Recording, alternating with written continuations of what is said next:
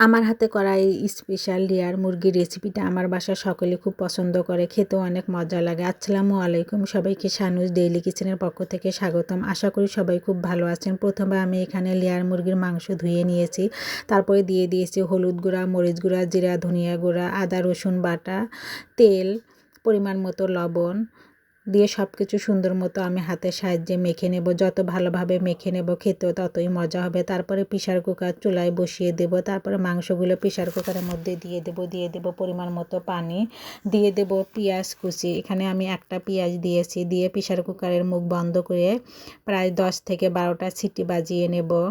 এতে মাংসটা খুব সুন্দর মতো সিদ্ধ হবে এবং খেতেও মজা হবে। এই তো ফিরে আসলাম 10 থেকে 12টা সিটি বাজানোর পর। এখন আমি মাংসটা সুন্দর মতো কষিয়ে নেব। তারপরে দিয়ে দেব 2টা আলু দিয়ে আমি ফুটন্ত গরম পানি দিয়ে দেব 1 কাপের মতো, দিয়ে আমি আরও 2টা সিটি বাজিয়ে নেব। এই তো রান্না শেষ। এখন প্যানে দিয়ে দিলাম তেল দেওয়ার পর দিয়ে দিলাম পেঁয়াজ যখন বেরেস্তা হয়ে যাবে তখন মাংসটাকে আমি ছেড়ে দেব, দিয়ে ঢেকে 5 মিনিট রান্না করব। ফিরে আসলাম 5 মিনিট পর। এখন দিয়ে দেব ভাজা জিরার গুঁড়া, দিয়ে আমি নামিয়ে নেব।